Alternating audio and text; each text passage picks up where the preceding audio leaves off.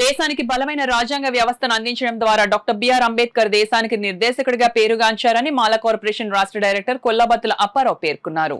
రాజ్యాంగ నిర్మాత doctor BR Ambedkar 135వ జయంతిని పురస్కరించుకుని కాకినాడలో ఎస్సీ, ఎస్టీ, బీసీ, మైనారిటీ సంఘాల ఆధ్వర్యంలో భారీ ర్యాలీ నిర్వహించారు. ఈ ర్యాలీని భానుగుడి సెంటర్ వద్ద దళిత నాయకులతో కలిసి రాష్ట్ర మాల కార్పొరేషన్ డైరెక్టర్ కొల్లబత్తుల అప్పారావు ప్రారంభించారు. అనంతరం ఆయన మాట్లాడుతూ అంబేద్కర్ ఏ వర్గానికి పరిమితం కాలేదని, అందరూ ఆయన అడుగుజాడల్లో పయనించాలని కోరారు. జగన్నాథపురం వంతెన వరకు అంబేద్కర్ జయంతి ర్యాలీ సాగింది.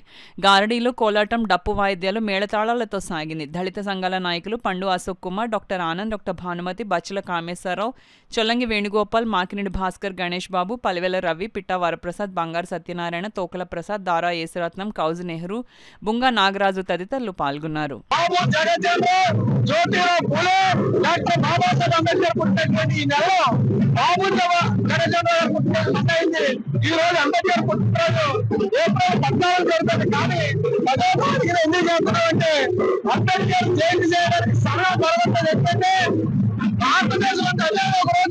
ఈ కాకినాడ జిల్లాలో కన్నీ విని ఎరగని రీతిలో ఉమ్మడి జిల్లాలప్పటి నుంచి కూడా మారుమూల మా పేటల్లో చేస్తాం తప్ప ఇది కాకినాడ జిల్లా ఏర్పాటులో అంబేద్కర్ జయంతి ఉత్సవం చేయాలని ఆలోచనతో ఈ 10వ తారీఖు జయంతి ప్రభుత్వం జరిగింది.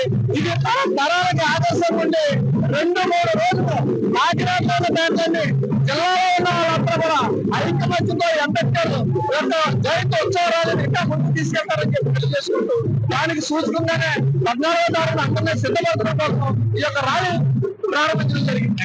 ఈ ప్రభుత్వం వచ్చిన తర్వాత ఎస్సీలకు రావాల్సిన అన్ని నిధులు విధులు అన్ని సక్రమంగా ఇస్తుంది కనుక మేమందరం ఒకటే అని సాటి చెప్పే ప్రక్రియలోనే ఈ ర్యాలీ, భారీ ర్యాలీ. అలాగే మన జిల్లా ఎస్సీసీఎల్ అధ్యక్షులు కొల్లబత్తుల అప్పారావు గారి ఆధ్వర్యంలో ఆయన పిలుపు మేరకు ఈ చుట్టుపక్కల నియోజకవర్గం జిల్లా దళితులందరూ వచ్చి ఈ కార్యక్రమం జయప్రదంగా చేస్తూ మేమందరూ సమానమే, అన్నదమ్ములుగానే వెళ్తున్నాం అని తెలియపరిచే ప్రక్రియలో ఈ భారీ ర్యాలీ చేస్తున్నాం. ఇదంతా అంబేద్కర్ గారు అసమానతలు తొలగించి అభివృద్ధి ఏ విధంగా వెళ్ళాలి, ఆర్థిక అభివృద్ధి, అలాగే రాజ్యాంగంలో పొందుపరిచినట్టు ప్రతి ఒక్కరూ కూడా అభివృద్ధి చెంది ఉద్యోగ అలాగే ఉపాధి కల్పించుకుంటూ చదువులో ఎదగాలి, చదువే సమానత్వం తీసుకొస్తుందని చెప్పే విధంగా మేము ముందుకెళ్తున్నాం. ఇది అందరి సమక్షంలో జరిగేది. దళితుల్లో ఉన్నటువంటి అందరికీ సమాన న్యాయం కోసం పోరాటం జరుగుతుంటే తెలుగుదేశం పార్టీ అధికారంలోకి వచ్చిన తర్వాత చంద్రబాబు నాయుడు గారు ఏబిసిడి వర్గీకరణ చేసి ఎస్సీల్లో ఉన్నటువంటి ఉపకులాలందరికీ కూడా న్యాయం జరిగేలా చేయడం జరిగింది.